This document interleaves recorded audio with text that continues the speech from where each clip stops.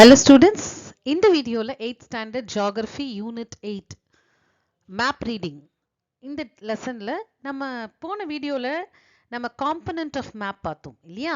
அந்த component of mapல நம்ம title பார்த்தோம், then scale, legend or key பார்த்தோம், direction பார்த்தோம், source பார்த்தோம் இல்லையா? இந்த 5 component of maps வந்து நம்ம போன வீடியோல பார்த்தோம்.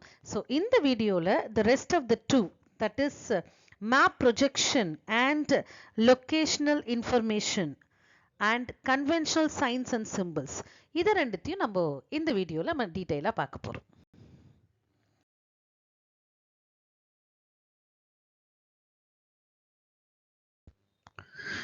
So அடுத்ததா நம்ம component of mapல பார்க்க போறது map projection and locational information. இப்போ மேப் ப்ரொஜெக்ஷன் அப்படிங்கிறது என்ன அப்படின்னு பார்த்தோம்னா, இப்போ வந்து நம்ம பார்த்துருப்போம் குளோபெல்லாம் கிளாஸ் ரூம்ல நம்ம பார்த்துருக்கோம் இல்லையா? ஸோ உருண்டையா இருக்கும், ஸ்பெரிக்கல் இன் ஷேப்ல இருக்கும். So the map projection is always it's map projection is a way of representing the spherical earth on a flat surface of a map. இப்போ உருண்டையா இருக்கிற நம்மளோட எர்த்தை வந்து ஃபிளாட் சர்ஃபேஸ்ல நம்ம ரெப்ரசன்ட் பண்ணும்பொழுது சில வேறுபாடுகள்லாம் இருக்கும் இல்லையா? ஐடென்டிஃபிகேஷன் பண்ணுறதெல்லாம் கொஞ்சம் ஈஸியாக நம்ம கொடுத்தா தான் அந்த ஃப்ளாட் சர்ஃபேஸில் வந்து அதை ஐடென்டிஃபை பண்ணுறதுக்கு ஈஸியாக இருக்கும். ஸோ அந்த ஒரு ரவுண்டாக இருக்கிற எர்த்தை நம்ம ஃப்ளாட் சர்ஃபேஸில் ரெப்ரசன்ட் பண்ணுற ஒரு மெத்தடுக்கு பேர் தான் மேப் ப்ரொஜெக்ஷன் அப்படின்னு சொல்கிறோம். இதை யார் பண்ணுவாங்க அப்படின்னா கார்ட்டோகிராஃபர்ஸ் தான் பண்ணுவாங்க. கார்ட்டோகிராஃபர்ஸ்னால் யாருன்னு பார்த்தோம்? கார்ட்டோகிராஃபி. கார்ட்டோகிராஃபின்னா என்ன? It's a science of map making is called cartography இல்லையா? ஸோ மேப் வரைகிறவங்கள தான் நம்ம கார்ட்டோகிராஃபர் அப்படின்னு சொல்லுவோம். ஸோ அவங்க என்ன பண்ணுவாங்க, எர்த் உருண்டையாக இருக்குது, ஸ்பெரிக்கல் ஷேப்பில் இருக்கிற அந்த எர்த்தை ஃப்ளாட் சர்ஃபேஸில் ரெப்ரசன்ட் பண்ணுற ஒரு டெக்னிக்கை தான் மேப் ப்ரொஜெக்ஷன் அப்படின்னு சொல்கிறோம். So the curved surface of the earth cannot be shown accurately on a map இல்லையா? ஸோ இப்போ அந்த உருண்டையா இருக்கிற இந்த கர்வ்டு சர்ஃபேஸை வந்து அக்யூரேட்டா நம்மளால எதுல ரெப்ரசன்ட் பண்ண முடியாது, மேப்ல கொடுக்க முடியாது. So cartographers use map projection while mapping the earth surface, which would help them to reduce the distortion. So அதனால இந்த கார்ட்டோகிராஃபர்னா யாருன்னு சொல்லியிருக்கேன்? yes, one who prepares the map இல்லையா? மேப்பை ப்ரிப்பேர் பண்றாங்க இல்லையா, அவங்க தான் கார்ட்டோகிராஃபர். அவங்க என்ன பண்ணுவாங்க அப்படின்னா, ஸோ இந்த மாதிரியான குட்டி குட்டியாக டிஸ்டார்ஷன், அதாவது தவறுகள் வர்றதை தடுக்கிறதுக்காக இந்த மேப் ப்ரொஜெக்ஷனை அவங்க ஃப்ளாட் சர்ஃபேஸில் ரெப்ரசன்ட் பண்ணும்போது யூஸ் பண்ணுறாங்க. So latitude and longitude marked on a maps give the location information of the area covered in the respective maps.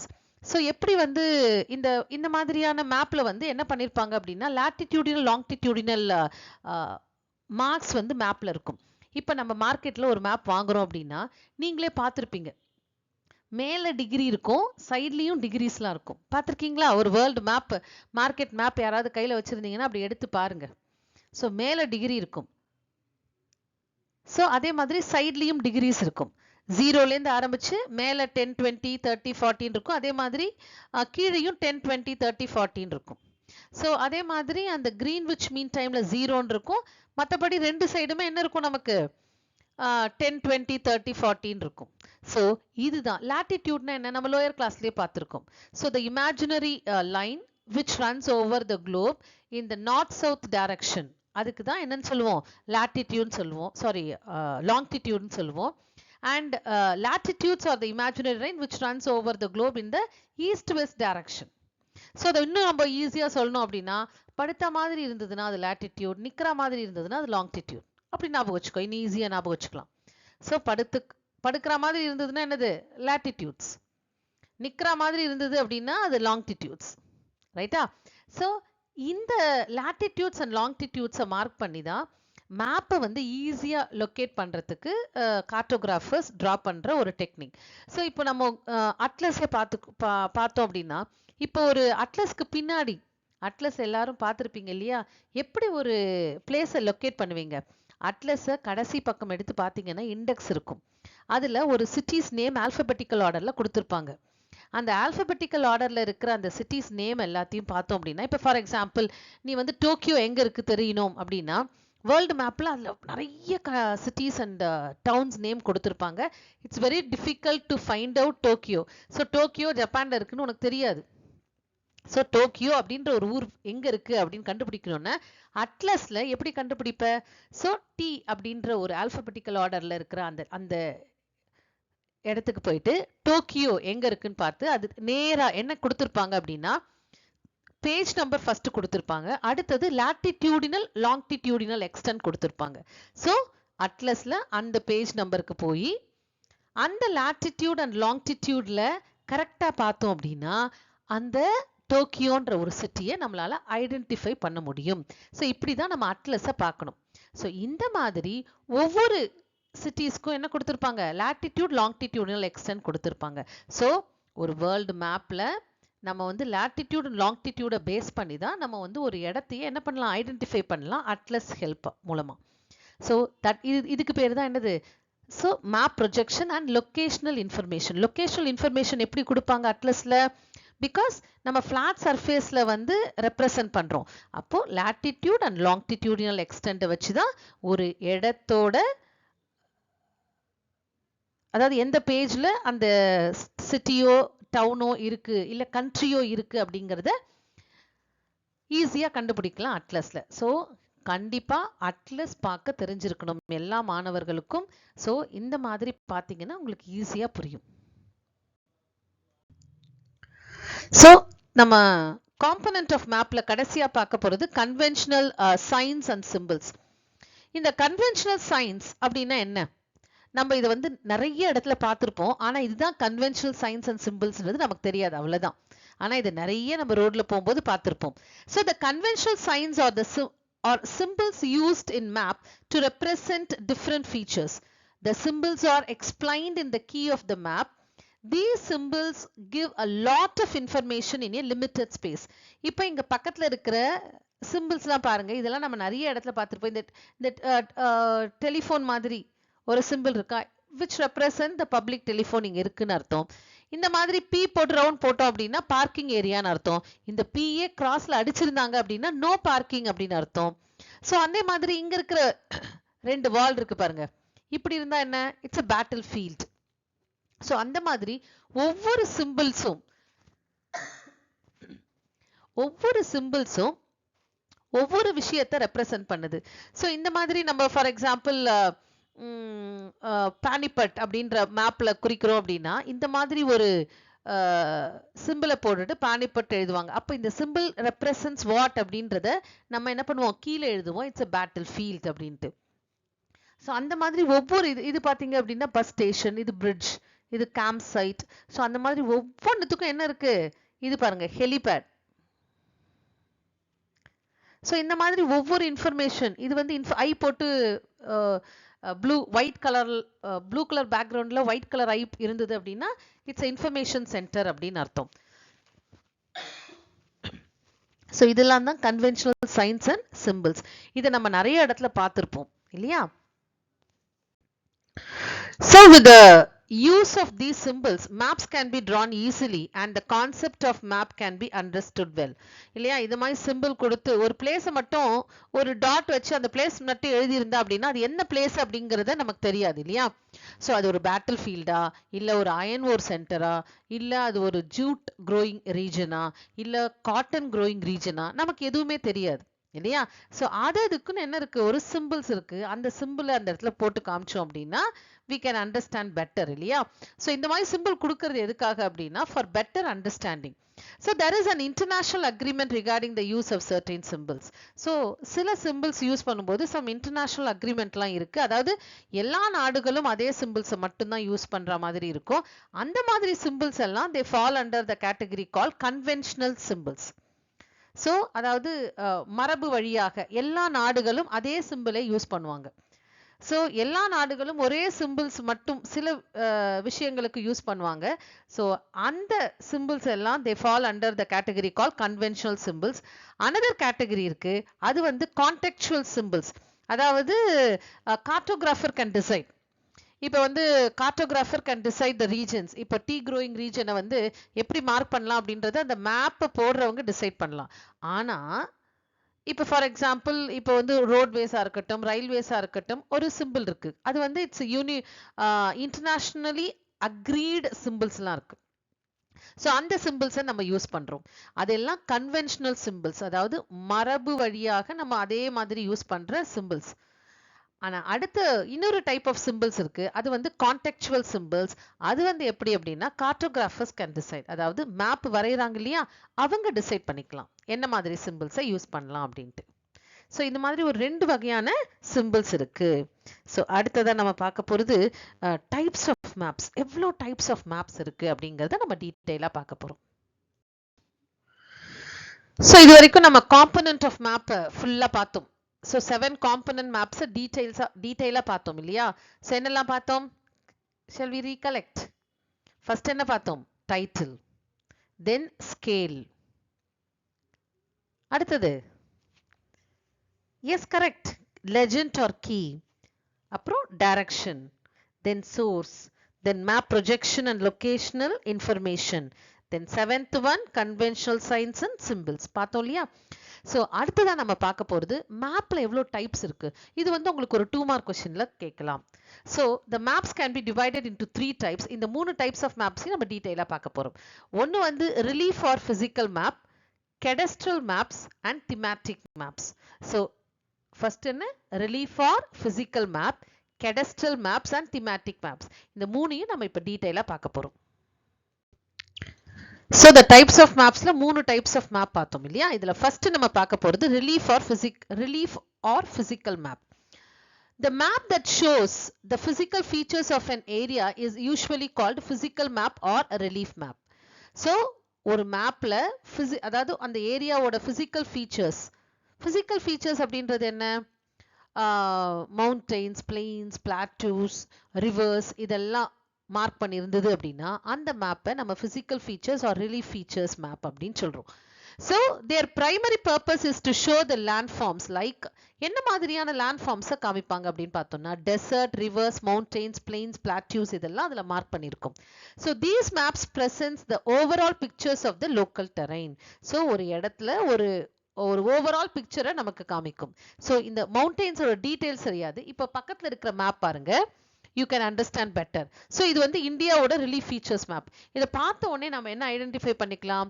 So brown ஷேட்ல இருக்கிற இந்த இடம்லாம் மலை பிரதேசம், மவுண்டெயின். இந்த கிரீனா இருக்கிற இந்த இடம்லாம் பிளெயின்ஸ்.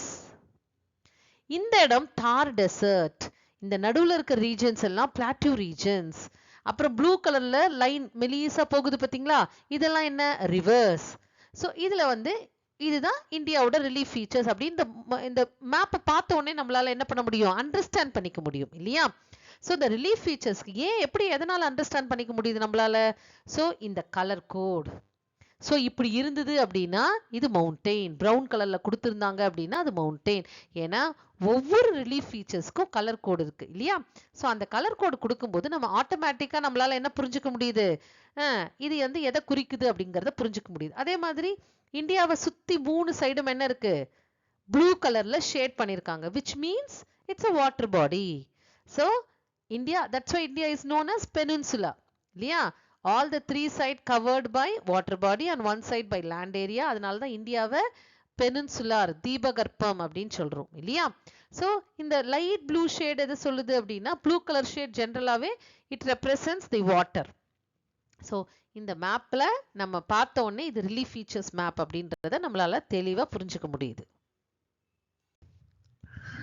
ஸோ இது வந்து அந்த மேப்போட இன்னும் கொஞ்சம் டீட்டெயிலா இருக்கும். எல்லா ரேஞ்சஸ் எல்லாம் மார்க் பண்ணி, ஸோ ரிவர்ஸ் எல்லாம் கரெக்டா டிரா பண்ணி, ரேஞ்சஸ்லாம் எங்க இருக்கு? ஸோ ப்ரௌன் கலர்ல இருக்கிறதெல்லாம் என்னது? ரேஞ்சஸ். ஸோ இந்த மாதிரி கிரீன் கலர்ல இருக்கிறதெல்லாம் பிளெயின் ரீஜன்ஸ். ஸோ நடுவில் இருக்கிறதெல்லாம் பிளாட்டியூ ரீஜன்ஸ். ஸோ 2 பக்கம் இந்தியாவில் என்ன இருக்கு? ஐலண்ட் குரூப்ஸ் இருக்கு, 2 பக்கம் மார்க் பண்ணிருக்காங்க பார். ஸோ இந்த சைடு ஃபுல்லா என்னது? ப்ளூ கலர்ல ஷேட் பண்ணிருக்காங்க. அந்த ப்ளூ ஷேடே பார்த்தோன்னா கோஸ்டல் ரீஜன்ல கொஞ்சம் பேலா இருக்கு, லைட் ப்ளூவா இருக்கு. போக போக எப்படி இருக்கு? கொஞ்சம் டார்க் ப்ளூவா இருக்கு. ஸோ இந்த இடம்லாம் பாத்தீங்க அப்படின்னா லைட் ப்ளூவா இருக்கு, கோஸ்டல் ரீஜன் ஃபுல்லா.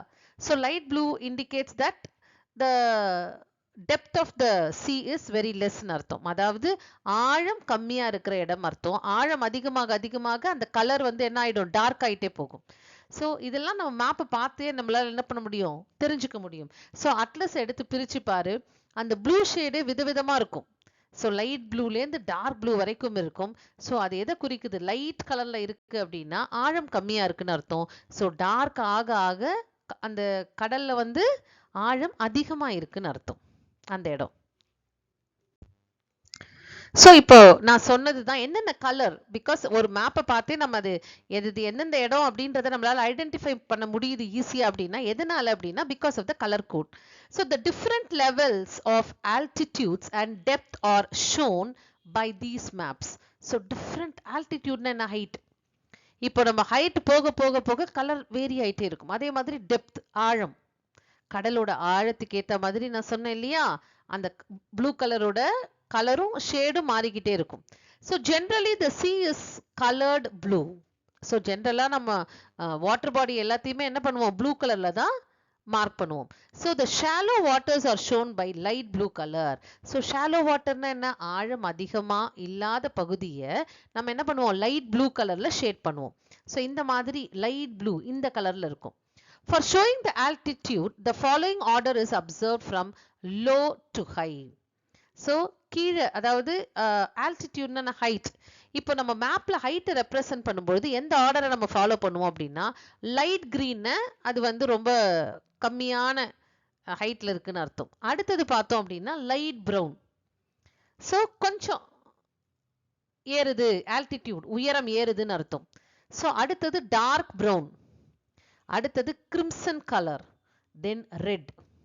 ஸோ ரெட்ன்றது தான் என்னது, பீக்ல இருக்கு, அதாவது கொஞ்சம் உயரம் அதிகமா இருக்கு அப்படின்னு அர்த்தம். அதுக்கு மேல பார்த்தோம் அப்படின்னா ஒயிட் கலர்ல இருக்கும். நிறைய பார்த்துருப்பீங்க ஹிமாலயாஸ், நிறைய பிக்சர்ஸ்ல எல்லாம் பார்த்துருப்பீங்க. மேல பாத்தீங்க அப்படின்னா ஒரு ஒயிட் கேப் இருக்கிற மாதிரி இருக்கும். So white cap is nothing but it's snow covered region, அதாவது பனியால் மூடப்பட்ட ஒரு பகுதி. ஏன்னா ஆல்டிடியூட் ஹை ஆக ஆக என்ன ஆகும், டெம்பரேச்சர் ரொம்ப கம்மியாயிடும் இல்லையா.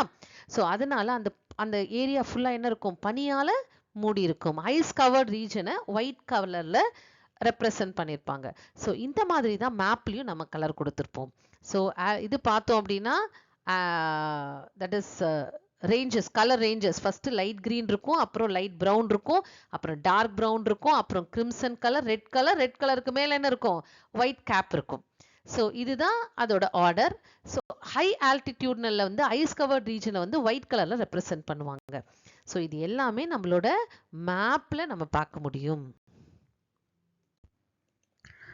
ஸோ நெக்ஸ்ட் நம்ம பார்க்க போறது கெடஸ்ட்ரல் மேப். ஸோ ஃபர்ஸ்ட் பார்த்தது ரிலீஃப் ஆர் பிசிக்கல் மேப் இல்லையா. ஸோ நெக்ஸ்ட் நம்ம பார்க்க போறது கெடஸ்ட்ரல் மேப். கெடஸ்ட்ரல் மேப்னா என்ன அப்படின்னு பார்த்தோம்னா, cadastral map refers to the map that shows the boundaries and ownership of land within a specified area. அதாவது ஒரு குறிப்பிட்ட ஏரியாக்குள்ள இருக்கிற லேண்ட்ல இருக்கிற டீடைலா சொல்றது தான் இந்த கெடஸ்ட்ரல் மேப். ஃபார் எக்ஸாம்பிள் எங்க ரோடு இருக்கு, அந்த ப்ராப்பர்ட்டி எங்க இருக்கு, அது பக்கத்துல என்னெல்லாம் இருக்கு அப்படின்றத டீடைலா அந்த மேப் சொல்லும். அதுக்கு தான் கெடஸ்ட்ரல் மேப் அப்படின்னு சொல்றோம். இது வந்து நம்ம பிளான் அப்படின்னு கூட சொல்லலாம். இப்போ நம்ம ஒரு பில்டிங் ஏதோ ஒரு ப்ராப்பர்ட்டி வாங்குறோம் அப்படின்னா கண்டிப்பா அந்த ஏரியாவோட கெடஸ்ட்ரல் மேப் நமக்கு தெரிஞ்சாகணும். அதாவது நம்ம ப்ராப்பர்ட்டியை சுத்தி என்னெல்லாம் இருக்கு அப்படிங்கறத நமக்கு தெரிஞ்சுக்கணும் இல்லையா. ஸோ அதுக்கு இந்த கெடஸ்ட்ரல் மேப் ரொம்ப யூஸ்ஃபுல்லா இருக்கும். So these maps are sometimes known as plans.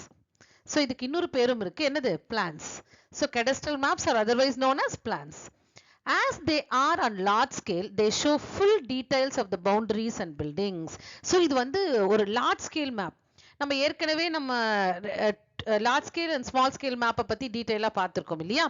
So இது large scale mapன்றதுனால it gives a detailed information about the buildings, boundaries, அந்த பக்கத்துல இருக்கிற roadways இருக்கா, railways இருக்கா, இது ஏரோட்ரம் அதாவது ஏர்போர்ட் ஏதாவது பக்கத்துல இருக்கா. ஸோ அந்த மாதிரியான எல்லா டீடைல்ஸும் அந்த மேப்ல நமக்கு தெரியும். ஸோ என்னென்ன பில்டிங்ஸ் பக்கத்துல இருக்கு அப்படின்றது வரைக்கும் நம்ம டீடைலா பார்க்க முடியும், because it is a large scale map. And they are useful for local administration such as the city survey, taxation, management of estates, and to define the property in the legal documents. So இதெல்லாம் நம்ம ஏற்கனவே பார்த்தோம். அதாவது ஒரு இது அட்மினிஸ்ட்ரேஷனுக்கு ரொம்ப யூஸ்ஃபுல்லா இருக்கும் இந்த கெடஸ்ட்ரல் மேப். எப்படி அப்படின்னா, ஃபார் எக்ஸாம்பிள் இந்த தாலுக்கா சேர்ந்த ஏரியா எப்படி இருக்கு, என்னெல்லாம் அதுல இன்க்ளூட் ஆயிருக்கு, எவ்வளவு ஸ்ட்ரீட்ஸ் இருக்கு, எவ்வளோ லேன்ஸ் எல்லாம் உள்ள இருக்கு அந்த ஸ்ட்ரீட்ஸ்ல இருந்து அப்படின்ற டீடைல் ஸ்டடி வேணும் இல்லையா?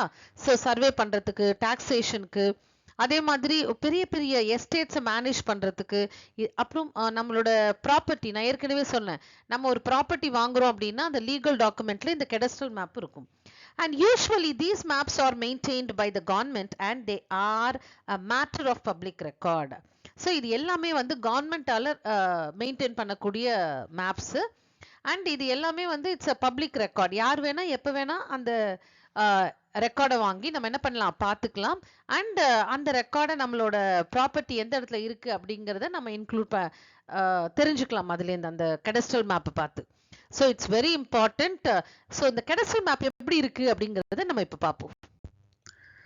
ஸோ இதுதான் கெடஸ்ட்ரல் மேப். ஃபார் எக்ஸாம்பிள், இப்போ if you own the property, இந்த ரெட் கலர்ல இருக்கு இல்லையா, ஸோ இதுதான் உங்களோட ப்ராப்பர்ட்டின்னு வச்சுக்கோ. இந்த ப்ராப்பர்ட்டியை சுற்றி என்னெல்லாம் இருக்கு அப்படிங்கிறத நம்ம தெரிஞ்சுக்கணும் இல்லையா?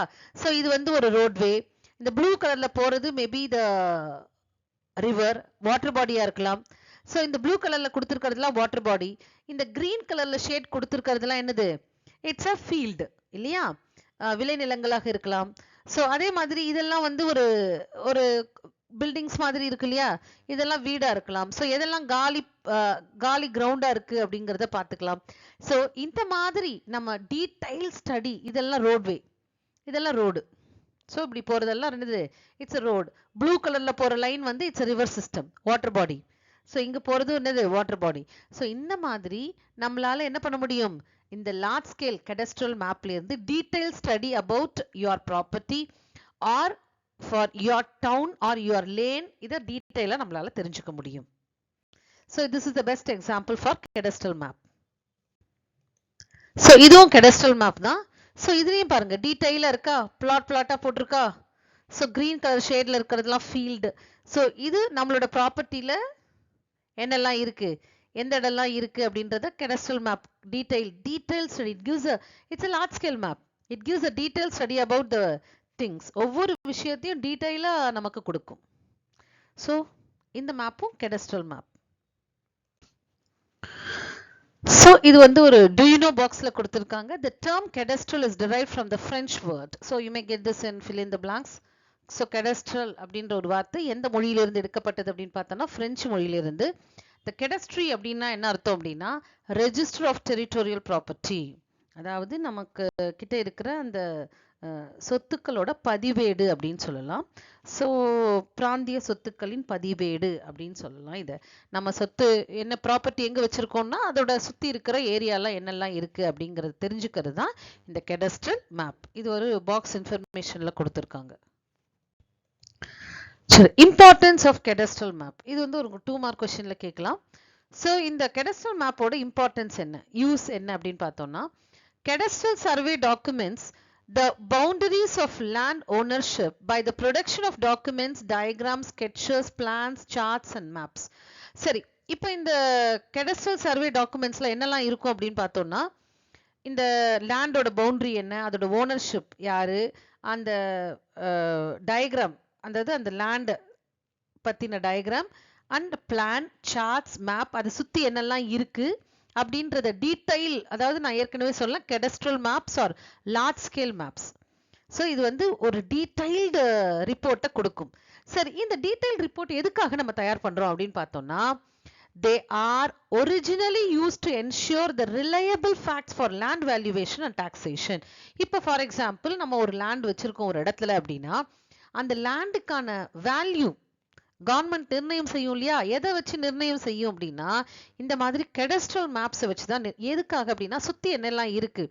இப்போ அந்த லேண்டை சுத்தியே வெறும் தரிசு நிலமா மட்டுமே இருந்தது அப்படின்னா, வேஸ்ட் லேண்ட் மட்டும் இருந்தது அப்படின்னா அதோட வேல்யூ கம்மியா இருக்கும். ஸோ அந்த லேண்டை சுத்தி ஒரு ஃபீல்டு, அதாவது கல்டிவபிள் லேண்ட் இருந்தது அப்படின்னா கண்டிப்பா அதோட வேல்யூ ஜாஸ்தியா இருக்கும். ஸோ அதை சுத்தி என்ன இருக்கு அப்படிங்கிறத பொறுத்து தான் அந்த லேண்டோட வேல்யூ இருக்கும். ஸோ அந்த லேண்டோட வேல்யூக்கு ஏற்ற மாதிரி தான் அந்த டாக்ஸேஷனும் இருக்கும். நம்ம ப்ராப்பர்ட்டி டேக்ஸ் கட்டுவோம் இல்லையா, So it differs from one area to another area இல்லையா? So ஒவ்வொரு ப்ராப்பர்ட்டி டாக்ஸ் அந்த டாக்ஸேஷன் ப்ரொபோசலுக்கும் அந்த லேண்ட் வேல்யூவேஷனுக்கும் இந்த கெடஸ்ட்ரல் மேப்ஸ் ரொம்ப ரொம்ப ரொம்ப யூஸ்ஃபுல்லா இருக்கு. ஸோ நெக்ஸ்ட் நம்ம பார்க்க போறது கெடஸ்ட்ரல் மேப்போட ஸ்கேல். ஸ்கேல்னா என்னன்னு ஆல்ரெடி நம்ம பார்த்தோம். ஒவ்வொரு மேப்லயும் கீழே என்ன கொடுத்துருப்பாங்க, அந்த நிறைய types of scale, 3 type of scales types பார்த்தோம் இல்லையா? So the cadastral maps commonly range from the scales of 1:500 to 1:10,000. So இப்போ ஒவ்வொரு மேப்லயும் கீழே என்ன கொடுத்திருப்பாங்க, so இந்த இடத்துல 1 unit which is equal to 500 units of the same measurement. So இந்த மாதிரி it may differ from 1:500 to 1:10,000. So in the large scale diagrams or the maps shows more precise dimensions and features, that is example buildings, irrigation units, etc. are often prepared by the cadastral surveys. So இப்போ பக்கத்துல இருக்கிற இந்த map இது வந்து cadastral map இல்லையா? So இதுல பாத்தீங்கன்னா உங்களுக்கு நல்லா தெரியும், ஒவ்வொரு லேண்டோட பைஃபர்கேஷனும் கொடுத்திருப்பாங்க, அதோட லெங்த் என்ன, பிரெத் என்ன அப்படின்ற டீடைல் ரிப்போர்ட் இதுல இருக்கும். ஸோ இந்த இடத்துல எந்த இடத்துல இரிகேஷன் இருக்கு, எந்த இடத்துல பில்டிங் இருக்கு, எந்த இடத்துல இரிகேஷன் யூனிட்ஸ் எல்லாம் இருக்கு, லைக் கெனால்ஸ், இங்க பாத்தீங்கன்னா கெனால்ஸ் இருக்கும், இங்க பாத்தீங்கன்னா ரிவர் சிஸ்டம் இருக்கும். ஸோ அந்த மாதிரி ஒவ்வொரு கெடஸ்ட்ரல் மேப்லயும் டீடைல்டு ரிப்போர்ட்ஸ் இருக்கும். அந்த மேப் பார்த்த உடனே நமக்கு அந்த ஏரியாவை சுத்தி என்னெல்லாம் இருக்கு அப்படிங்கறத டீடைலா நமக்கு தெரிஞ்சுக்க முடியும். ஸோ இந்த scale it may differ from one map to another. Of course in all the map, எல்லா மேப்லயும் எடுத்துட்டீங்க அப்படின்னு பாத்தீங்கன்னா ஸ்கேல் வந்து ஒவ்வொரு மேப்புக்கும் ஒவ்வொரு விதமா இருக்கும். ஸோ நெக்ஸ்ட் நம்ம பார்க்க போறது thematic maps. thematic maps அப்படின்னா என்ன அர்த்தம் அப்படின்னா கருத்து படங்கள், அதாவது ஒரு கருத்தை சொல்ற ஒரு படத்தை தான் நம்ம thematic map அப்படின்னு சொல்றோம். So a thematic map is a map that focuses on a specific theme or a subject area such as physical phenomena like temperature variation, rainfall distribution and population density in an area. அதாவது thematic map எதை சொல்லும் அப்படின்னு பார்த்தோம்னா ஒரு specific theme or subject இந்த ஏரியால ஒரு specific theme மட்டுமே சொல்லும். For example ரெயின்ஃபால் டிஸ்ட்ரிபியூஷன், எங்கெல்லாம் மழை அதிகமா இருக்கு, எங்கெல்லாம் மழை கம்மியா இருக்கு, எங்க மாடரேட்டா இருக்கு இந்த ஏரியால அப்படின்னு சொல்றது திமேட்டிக் மேப்.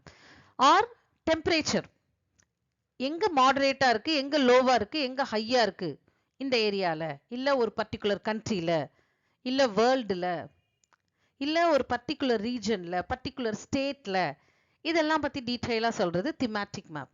அதே மாதிரி பாப்புலேஷன் டென்சிட்டி, எங்க மக்கள் தொகை அதிகமா இருக்கு, எங்க மக்கள் தொகை கம்மியா இருக்கு, எங்க மாடரேட்டா இருக்கு அப்படின்னு சொல்றது. ஸோ இந்த ஒரு பர்டிகுலர் ரீஜன்ல இருக்கிற ஒரு பிசிக்கல் பினாமினா இல்லாம மற்றதை சொல்றது தான் என்னது டெம்பரேச்சர் வேரியேஷன், பிசிக்கல் ஃபீச்சர்ஸ் வேற. ஸோ அந்த இடத்துல இருக்கிற டெம்பரேச்சர் வேரியேஷன், ரெயின்ஃபால் டிஸ்ட்ரிபியூஷன், பாப்புலேஷனை பத்தி நமக்கு டீடைலா சொல்றது தான் இந்த thematic map. So the thematic maps emphasize spatial variation of human issues like population density or prevalence of diseases. So இப்போ ஃபார் எக்ஸாம்பிள் ஸ்மால் பாக்ஸா இருக்கட்டும், எந்த இடத்துல அதிகமா இருக்கு, இப்போ இந்த கோவிட் வைரஸ் வந்தது இல்லையா? ஸோ இந்த கோவிட் எந்த ரீஜன்ல எல்லாம் நிறைய பரவி இருந்தது, எந்த ரீஜன்ல இல்லாம இருந்தது வேர்ல்டுல அப்படின்னு பார்க்கலாம், இல்ல ஒரு பர்டிகுலர் கண்ட்ரில பார்க்கலாம், இல்ல ஒரு பர்டிகுலர் ஸ்டேட்ல நம்ம தெரிஞ்சுக்கலாம். ஸோ எங்க அதிகமா இருந்தது கோவிட் ஸ்ப்ரெட், ஆர் எங்க கம்மியா இருந்தது அப்படிங்கறத இந்த மாதிரி thematic maps நமக்கு ரெப்ரசென்ட் பண்ணும். And this is in contrast to the general reference maps which just shows the natural features like the landforms, lines of transportations, rivers, human settlements, political and administrative boundaries. ஆனா இந்த thematic map வந்து it's a total contrast to the natural features. இயற்கை அமைப்புக்கு ரொம்ப, இப்போ வந்து for example physical features map பார்த்தோம் அப்படின்னா அதுல என்ன கொடுத்திருப்பாங்க, மவுண்டெயின்ஸ், பிளெயின்ஸ், பிளாட்யூஸ் எல்லாம் கொடுத்திருப்பாங்க. தென் லைன் ஆஃப் டிரான்ஸ்போர்ட்டேஷன், எது ரோட்வேஸ், எது ரயில்வேஸ், எது Airways, river system, human settlement எங்க அதிகமா இருக்கு அப்படின்னு கொடுத்திருப்பாங்க. பொலிட்டிக்கல் மேப்ஸ் கொடுத்திருப்பாங்க, அதாவது ஒரு இந்தியாவையே ஸ்டேட்ஸா டிவைட் பண்ணி கொடுத்திருப்பாங்க. இல்ல வேர்ல்டுல கண்ட்ரி மேப், பொலிட்டிக்கல் மேப் இருக்கு, அதுல எந்தெந்த கண்ட்ரியோட பவுண்டரி லைன் எல்லாம் கிளியரா கொடுத்திருப்பாங்க. தென் இப்போ ஃபார் எக்ஸாம்பிள் இப்போ தமிழ்நாடு மேப் மட்டும் தனியாக எடுத்துக்கிட்டேன்னா எவ்வளோ டிஸ்ட்ரிக்ட்ஸ் இருக்குது அப்படின்றத டிஸ்ட்ரிக்ட்ஸோட பைஃபர்கேஷனை டீட்டெயிலாக கொடுத்துருப்பாங்க. ஸோ இந்த மாதிரி கொடுத்துருந்தா அதை என்ன சொல்கிறோம் அப்படின்னா it's a general reference map. So இதுலேருந்து திமேட்டிக் மேப் டோட்டலி டிஃப்ரெண்ட்டாக இருக்குது அப்படின்னு சொல்கிறாங்க. எந்த விதத்தில் இது ரொம்ப டிஃப்ரெண்ட்டாக இருக்குது அப்படின்னா because you have many types of thematic maps. அதை நம்ம டீட்டெயிலாக பார்க்க போகிறோம். So general reference maps do not focus on specific theme இல்லையா. ஸோ ஜென்ரல் ரெஃபரன்ஸ் மேப் அதாவது இந்த நம்ம ஃபிசிக்கல் ஃபீச்சர் மேப்பாக இருக்கட்டும், டிரான்ஸ்போர்ட்டேஷன் ரிவர்ஸ் இந்த மேப்பாக இருக்கட்டும், இது வந்து ஏதாவது ஒரு ஸ்பெசிஃபிக் தீமை மட்டும் ரெப்ரசென்ட் பண்ணாது. For example physical feature of map, India map physical features பார்த்தோம் அப்படின்னா மவுண்டெயின்ஸ் இருக்கும், பிளெயின்ஸ் இருக்கும், பிளாட்யூஸ் இருக்கும், டெசர்ட் இருக்கும், ஐலண்ட் குரூப்ஸ் இருக்கும், ரிவர்ஸ் இருக்கும், எல்லாம் இருக்கும். எல்லாம் சேர்ந்தது தான் பிசிக்கல் ஃபீச்சர்ஸ். ஆனா இந்த திமேட்டிக் மேப்ல ஒரே ஒரு தீமை மட்டும் தான் சொல்லியிருப்பாங்க. For example temperature variation or rainfall distribution. So இந்தியாவில் ரெயின்ஃபால் டிஸ்ட்ரிபியூஷன் எங்கே மாடரேட்டாக இருக்குது, எங்கே வந்து மோர் தென் 300 சென்டிமீட்டருக்கு மேலே மழை பெய்யுது, எங்கே மோர் தென் 250க்கு மேலே சென்டிமீட்டருக்கு மேலே மழை பெய்யுது, எங்கே மோர் தென் 300 மில்லிமீட்டர், 250 மில்லிமீட்டர் அண்ட் 200 மில்லிமீட்டருக்கு மேலே மழை பெய்யுது. அது மாதிரி என்ன பண்ணுவாங்க அப்படின்னா they use to bifurcate. So ஒரு ரீஜனையும் டிவைட் பண்ணி அதை நமக்கு டிஃப்ரெண்ட் கலர்ஸில் காமிப்பாங்க. ஸோ அந்த மேப் ஃபுல்லாக பார்த்தீங்க அப்படின்னா ரெயின்ஃபால் மட்டுமே குறிப்பிட்டிருப்பாங்க. ஸோ ஒரே ஒரு தீமை டீட்டெயிலாக சொன்னால் அது thematic map. It's totally different from the general map. General map வந்து எல்லா விஷயங்களையும் அந்த மேப்பில் சொல்லிட்டு அதுக்கு கீ எழுதியிருப்பாங்க இல்லையா. ஸோ நெக்ஸ்ட் நம்ம பார்க்க போகிறது kinds of thematic maps. So thematic மேப்ஸ்னா என்னன்னு பார்த்தோம். இதில் எவ்வளோ கைண்ட்ஸ் இருக்குது, அதாவது there are two kinds of thematic maps. One is qualitative and another one is quantitative thematic maps. So thematic maps are classified into qualitative and quantitative thematic maps. அப்படின்னா என்ன qualitative map அப்படின்னா என்ன? So it is in the form of a quality and expresses the presence or absence of the object on the map, like the kind of vegetation present or occupying a region. So for example paddy growing region இல்லையா, இதை நம்ம என்ன பண்ணுவோம், எங்கெல்லாம் நெல் விளையுது அப்படின்ற இடத்தை மார்க் பண்ணுவோம். தென் R wheat growing region or the soil types, black soil, எங்கெல்லாம் பிளாக் சாயில் இருக்கு, எங்கெல்லாம் ரெட் சாயில் இருக்கு, எங்கெல்லாம் டெசர்ட் சாயில் இருக்கு அப்படின்றத மார்க் பண்ணுவோம் இல்லையா. ஸோ ஒரு ரீஜன்ல இருக்கிற எல்லா சாயில்ஸை பத்தி நம்ம என்ன பண்ணுவோம், நீட்டா மார்க் பண்ணுவோம். சாயில், பேடி, அது மாதிரி ரீஜன்ஸா. ஸோ அதுல அந்த இடத்துல என்ன இருக்கு, ஒரு பர்டிகுலர் டைப்ஸ் ஆஃப் ஒரு கிராப்ஸோ அந்த இடத்துல ஒரு குறிப்பிட்ட அந்த பொருள் வந்து அதோட தன்மையோ இல்லைன்னா அந்த இடத்துல ஒரு குறிப்பிட்ட பொருள், அதாவது அது வந்து பேடியா இருக்கலாம், சாயிலா இருக்கலாம்.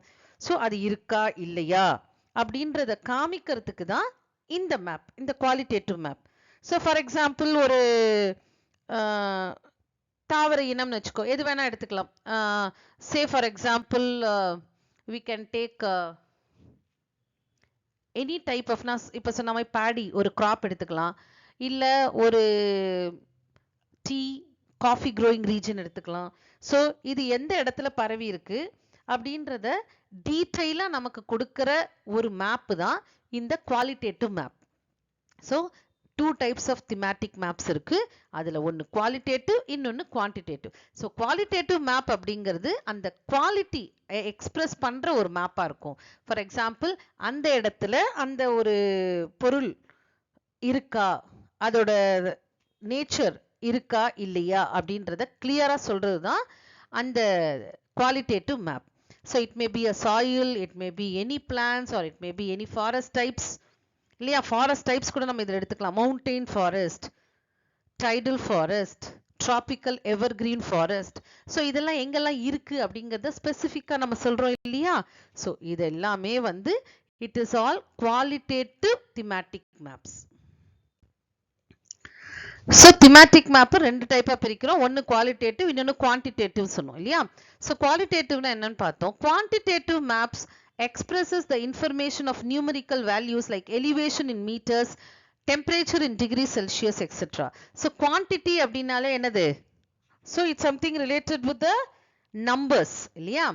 So the quantitative map expresses all the information in the numerical values. அதாவது செல்சியஸா இல்ல ஒரு நம்ம ஒரு பீக்கோட உயரத்தை சொல்றோம் அப்படின்னா, so always distance we used to tell in kilometers and height we used to tell in meters இல்லையா? so நம்ம என்ன பண்ணுவோம், distance கிலோமீட்டர்ஸ்ல சொல்லுவோம், அதே மாதிரி height elevation என்னன்னு சொல்லுவோம், மீட்டர்ஸ்ல சொல்லுவோம், ரைட்?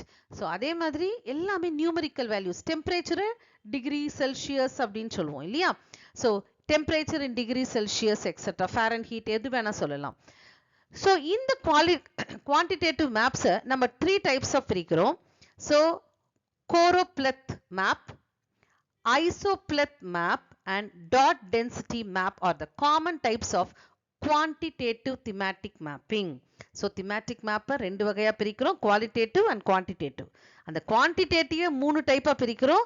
அது choropleth map, isopleth map and dot density map.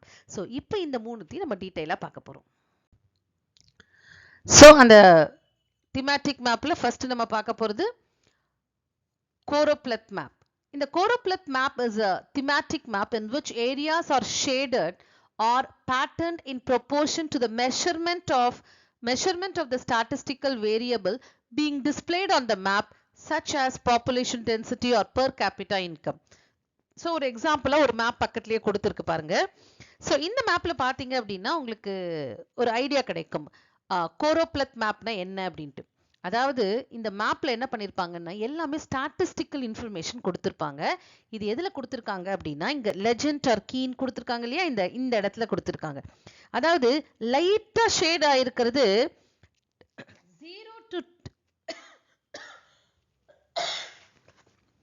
0 to 10 million population இருக்காங்க இந்த இடத்துல அப்படின்னா, இப்போ இந்த ஃபர்ஸ்ட் இருக்கிற லெஜெண்ட் எங்க இருக்குன்னு பார்த்தோம்னா இந்த இடத்துல இருக்கு. இந்த இடம் பாத்தீங்க அப்படின்னா ரொம்ப ரொம்ப ரொம்ப ஷேட் கம்மியா இருக்கா. ஸோ இங்க 0 to 10 மில்லியன் தான் பாப்புலேஷன் இருக்கு. ஸோ அடுத்த ஷேட் பார்த்தோம் அப்படின்னா 10 to 50 மில்லியன் இருக்கு. அண்ட் நெக்ஸ்ட் பார்த்தோம் அப்படின்னா 50 to 100 மில்லியன் இருக்கு. அண்ட் நெக்ஸ்ட் பார்த்தோம் அப்படின்னா 100 to 150 மில்லியன் இருக்கு. ஸோ இந்த மாதிரி ஒவ்வொரு இடத்துலையும் பார்த்தோம் அப்படின்னா ஷேட் வேரி ஆயிட்டே இருக்கும். இந்த ஷேட் வேரி ஆனது எதை குறிக்குது அப்படின்னு பார்த்தோம்னா, so it shows that the population distribution are not evenly distributed. so ஒரு இடத்துல மக்கள் தொகை அதிகமா இருக்கு, இன்னொரு இடத்துல ரொம்ப கம்மியா இருக்கு அப்படிங்கறத நம்ம தெரிஞ்சுக்கிறோம். so இதுதான் இந்த கோரோப்ளெத் மேப். so இதுல வந்து டீடைல் ஸ்டாட்டிஸ்டிக்கல் டேட்டாஸோட இன்ஃபர்மேஷன்ஸ் இதுல இருக்கும். so இது வந்து ஒரு type of thematic map. So இதுல இருந்து பாப்புலேஷன் டென்சிட்டி இருக்கும், அதே மாதிரி பெர் கேபிட்டா இன்கம். ஸோ எந்த இடத்துல பெர் கேபிட்டா இன்கம் அதிகமா இருக்கு அப்படின்றத டீடைலா சொல்லியிருப்பாங்க. So second type of thematic map என்ன அப்படின்னு பார்த்தோம்னா it's isopleth map. So iso lines are the lines drawn to link the different places that shares a common value. அதாவது ஐசோ லைன் அப்படின்னா என்ன நமக்கு தெரிஞ்சுக்கணும். அதாவது காமனா இப்போ ஃபார் எக்ஸாம்பிள் இங்க 10 டிகிரி வேற இடத்துல 10 டிகிரி இருக்கும், இங்க இருக்கிற 10 டிகிரியும் அங்க இருக்கிற 10 டிகிரியும் கனெக்ட் பண்றது தான் அந்த isoline. For example so we have இப்போ ஹிமாச்சல் பிரதேசத்துல ஜான்வரி மந்த்ல வந்து ஒரு 15 டிகிரிஸ் இருக்கு அப்படின்னா, அதே 15 டிகிரி வந்து ஊட்டிலையோ இல்ல அதே 15 டிகிரி டார்ஜிலிங்லயோ இருந்தது அப்படின்னா they will connect those two places with the degree. so இந்த மாதிரி ஒரு லைன் கனெக்ட் பண்ணும் மேப்ல, அது எந்த ரெண்டு பிளேஸை கனெக்ட் பண்ணும் அப்படின்னு பார்த்தோம்னா the places which are having a common temperature or atmospheric pressure, right? so இந்த மாதிரி காமனா இருக்கிற ரெண்டு இடத்தை கனெக்ட் பண்ற ஒரு லைனை தான் ஐசோ லைன் அப்படின்னு சொல்லுவோம். இந்த ப்ரிஃபிக்ஸ் ஐசோ இருக்கு இல்லையா, it's a Greek word meaning equal. Iso அப்படின்னாலே என்னது ஈக்குவல்னு அர்த்தம். ஸோ அதனால ஈக்குவலா இருக்கிற ரெண்டு பிளேஸோட டெம்பரேச்சர் ப்ரெஷரை கனெக்ட் பண்ற அந்த லைனை தான் நம்ம ஐசோ லைன். ஜென்ரலா டிஃப்ரெண்ட், அதாவது ஒரே வேல்யூல இருக்கிற ரெண்டு பிளேஸை கனெக்ட் பண்ற அந்த லைன் தான் ஐசோ லைன். இதுல வந்து so an isoline is a line joining equal points இல்லையா. ஐசோலைன் அப்படிங்கிறது என்ன, ரெண்டு இடத்துல ஒரே ஈக்குவல் பாயிண்ட்ஸ் இருந்ததுன்னா அந்த ரெண்டு பாயிண்ட்டை கனெக்ட் பண்ற அந்த லைனுக்கு பேரு தான் ஐசோலைன். சரி, இப்போ ஒரே இடத்துல இப்போ ஃபார் எக்ஸாம்பிள் சென்னையில அட்மாஸ்பிரிக் பிரஷர் ஒரு அளவாகவும், அதே மாதிரி பெங்களூர்ல அட்மாஸ்பிரிக் பிரஷர் ஒரே அளவாகவும், இட்ஸ் an எக்ஸாம்பிள் இருந்தது அப்படின்னா, இப்போ சென்னையும் பெங்களூரையும் கனெக்ட் பண்ணா then that is called isobar. So if the distribution of atmospheric pressure on these two places are equal, if we connect these two places, then that is called isobar. So isobar அப்படிங்கிறது ரெண்டு இடத்துல இருக்கிற ஒரே atmospheric பிரஷர்ல இருக்கிற பிளேசஸை connect பண்ற அந்த லைனுக்கு பேர் ஐசோபார். இப்போ ஒரே அட்மாஸ்பிரிக் டெம்பரேச்சர்ல இருக்கிற பிளேசஸை கனெக்ட் பண்ற அந்த லைனுக்கு பேரு ஐசோதெர்ம். நல்லா ஞாபகம் வச்சுக்கோங்க, இது அடிக்கடி உங்களுக்கு ஒன் வேர்ட்ல கேட்பாங்க. ஸோ ஐசோபார்னு same places of atmospheric pressure. Isotherm, தெர்ம்னா டெம்பரேச்சர்னு அர்த்தம், தெர்மல் ஞாபகம் வச்சுக்கோ. சரியா? ஸோ ஐசோதெர்ம் அப்படின்னாலே showing the distribution of temperature. இது ரெண்டுமே very good example for isoline map. So இப்போ இந்த மேப்பை பார்த்தா you can understand better. Okay, இந்த மேப் பார்த்தீங்கன்னா உங்களுக்கு ஈஸியாக ஐசோலைன்னா என்னன்னு தெரியும். So this map it's all about the atmospheric mean pressure and temperature இந்த மந்த் ஆஃப் ஜான்வரி. ஓகே, இப்போ எப்பயுமே நம்ம அட்மாஸ்பியரிக் ப்ரெஷரை மில்லி பார்ஸ்ல சொல்லுவோம், டெம்பரேச்சர் செல்சியஸ்ல குறிப்பிடுவோம் இல்லையா? சரி, இப்போ இந்த மேப் பாருங்க, கீழே என்ன கொடுத்துருக்காங்க பாருங்க. Dark line it's atmospheric pressure in millibars and light line it's temperature in degree செல்சியஸ்ல கொடுத்துருக்காங்க. ஓகே, இப்போ நம்ம ஃபார் எக்ஸாம்பிள் இங்க எடுத்துப்போம். ஸோ இந்த இடத்துல தட் இஸ் பாகிஸ்தான்ல இந்த இடமும் ஸ்ரீநகர் கிட்ட இந்த இடமும் it shows the straight line. அப்படின்னா ரெண்டு இடத்துலயும் ஒரே நம்பர் கொடுத்திருக்காங்க பாருங்க, 1020 and 1020 millibars. So which means these two places are having the same atmospheric pressure of 1020. So அடுத்தது இங்க பாருங்க. So இந்த இடத்துல என்ன கொடுத்திருக்கு? 1019 1019 கொடுத்திருக்கு. So இந்த கோடு போற இடமெல்லாம் 1019 atmospheric pressure தான். So இப்படி போயிட்டு எப்படி வருது பாருங்க, இந்த லைன் இப்படி போயிட்டு டர்ன் ஆகுதா, இப்படியே போயிட்டு இந்த இடம் முடிய. So these regions are having the same atmospheric pressure of 1019 millibars. So இந்த லைன் ஃபுல்லா இருக்கிற ஏரியா எல்லாம் ஜான்வரியில ஒரே அட்மாஸ்பியரிக் பிரஷர்ல இருந்திருக்குன்னு அர்த்தம். So அடுத்தது நம்ம for example we can see the temperature. இப்ப temperature பார்த்தோம் அப்படின்னா we have lot of places you have. For example இந்த 10 டிகிரி எடுத்துப்போம். இந்த 10 டிகிரி அப்படின்றது இங்க பாருங்க, தெரியுதா உங்களுக்கு? இந்த இடத்துல 10 டிகிரி இருக்கா? இந்த லைன் எது வரைக்கும் போகுது பாருங்க, இது எல்லாமே 10 டிகிரி இந்த மந்த் ஆஃப் இது முடிய. ஸோ this entire place இது என்னது? ஐசோதெர்ம். இந்த லைன் பார்த்தோம் இல்லையா, இதுக்கு பேர் என்ன? ஐசோபார். ஸோ ஐசோபாரை கொஞ்சம் டார்க்காகவும் ஐசோதெர்மை நம்ம கொஞ்சம் லைட்டாகவும் கொடுத்துருக்காங்க. ஸோ ரெண்டுத்துக்கு வித்தியாசம் தெரியணும் இல்லையா? ஸோ இந்த லைன் போற இடம் எல்லாமே 10 டிகிரி தான். ஸோ அதே மாதிரி பக்கத்துல கீழே பார்த்தீங்க அப்படின்னா இட்ஸ் 15 டிகிரி. அந்த 15 டிகிரி எங்கெல்லாம் போகுது அப்படின்றத பார்க்கலாமா? ஸோ இங்க இருந்து இப்படி போகுதா? Can you see the map? இப்போ நான் கர்சரை பார்த்துக்கிட்டே இருங்க எங்கெல்லாம் போகுதுன்ட்டு. ஸோ இது ஃபுல்லா 15 டிகிரி இந்த மந்த் ஆஃப் ஜான்வரி. ஸோ இப்போ the line which connects the same atmospheric pressure in millibars and same temperature in degree Celsius are known as isobars and isotherms respectively. So இதுதான் isobar and isotherm. இது அடிக்கடி உங்களுக்கு கேட்பாங்க. So third நம்ம பார்க்க போறது it's a dot density map. இந்த dot density map அப்படினாலே டாட்னாலே தெரிஞ்சு போச்சு நமக்கு என்னது, புள்ளி புள்ளியா இருக்கும் அந்த மேப்ல. So இந்த dot density map is a type of thematic map that uses dots on the map to show the values of one or more numeric data fields. So இந்த dotsல நிறைய numeric data fields கொடுத்திருப்பாங்க. So அந்த dots அதிகமா இருந்தது அப்படின்னா, so each dots on a dot density map represents some amount of data. So ஒரு டேட்டாவும் for example அதுல கொஞ்சம் லைட்டா டாட் இருந்ததுன்னா என்ன குறிக்குது, கொஞ்சம் டார்க்கா நிறைய டாட்ஸ் இருந்ததுன்னா என்ன குறிக்குது அப்படின்றத கீழே லெஜெண்ட்ஸ்ல கொடுத்திருப்பாங்க. ஸோ இந்த மாதிரி in a dot density map areas with many dots indicates high concentration of values. சொன்ன இல்லையா, நிறைய டாட்ஸ் இருந்தது அப்படின்னா அந்த இடத்தோட வேல்யூ ஜாஸ்தியா இருக்கு அப்படின்னு அர்த்தம் for the chosen field and the fewer dots indicates the lower concentration. நம்ம எந்த டைட்டில் கொடுக்குறோமோ அந்த டைட்டிலுக்கு ஏத்த மாதிரி அந்த டாட்ஸ் வேரி ஆகும். ஸோ ஃபார் எக்ஸாம்பிள் இப்போ பாப்புலேஷன் டாட்ஸ் அப்படி பாப்புலேஷன் மேப் அப்படின்னு கொடுக்குறோம் டைட்டில் அப்படின்னா எந்த இடத்துல நிறைய பாப்புலேஷன் டென்சிட்டி அதிகமா இருக்கு அப்படின்றத டாட்ஸ்ல சொல்லுவாங்க. ஸோ அந்த ரீஜன்ல டாட்ஸ் அதிகமா இருந்ததுன்னா பாப்புலேஷன் அந்த இடத்துல ஜாஸ்தியா இருக்குன்னு அர்த்தம். டாட்ஸ் ரொம்ப கம்மியா இருந்தது அப்படின்னா மாடரேட்டா இருக்குன்னு அர்த்தம். டாட்ஸே இல்லை அப்படின்னா அந்த ரீஜன்ல யாருமே மக்கள் வாழ ஒரு தகுதி இல்லாத ஒரு இடம் அப்படின்னு சொல்லலாம். சரியா? ஸோ இந்த மாதிரி டாட் டென்சிட்டி மேப் டாட்ஸை பொறுத்து தான் இருக்கும். யூஸ்வலா அந்த பாப்புலேஷன் மேப் வந்து டாட்ஸ் டென்சிட்டி மேப்பா தான் இருக்கும். இங்க ஒரு மேப் இருக்கு பாருங்க, India population dot density map. So இதுல பார்த்தோம் அப்படின்னா இந்த இடத்துல கொஞ்சம் நிறைய டாட்ஸ் இருக்கு. ஸோ விச் மீன்ஸ் வாட், இந்த இடத்துல நிறைய பாப்புலேஷன் இருக்குன்னு அர்த்தம். So when you see this, look at this area, it's very pale and you don't have much dots.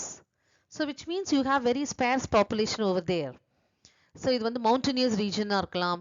So இந்த இடம் கூட பாருங்க, அருணாச்சல் பிரதேஷ்ல இந்த நார்தன் பார்ட் பார்த்தீங்க அப்படின்னா you don't have any dots. So which means that you don't have the population over there அப்படின்னு சொல்லலாம். So இதே மாதிரி இந்த தார் டெசர்ட் ரீஜன், இந்த ரேன் ஆஃப் கட்ச் ரீஜன், ஸோ இதுலலாம் வந்து ரொம்ப ஸ்பேர்ஸ் டென்சிட்டி பார்க்கலாம்.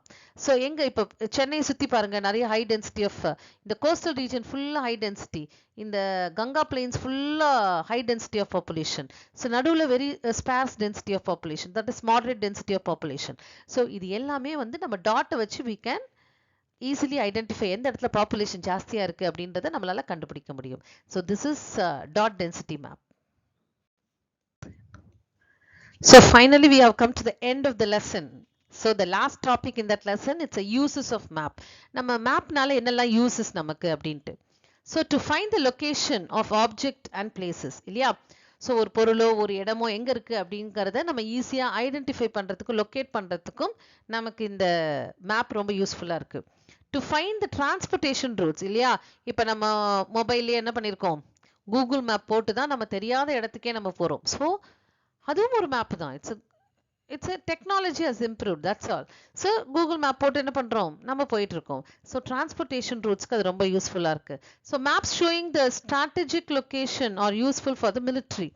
So military purposeக்கு இந்த மாதிரியான மேப் ரொம்ப யூஸ்ஃபுல்லா இருக்கும். எஸ்பெஷலி the cadastral map அதெல்லாம் பாத்தீங்க அப்படின்னா ஒரு லொகேஷனை பத்தி இந்த லார்ஜ் ஸ்கேல் மேப் கொடுப்பாங்க பத்தியா.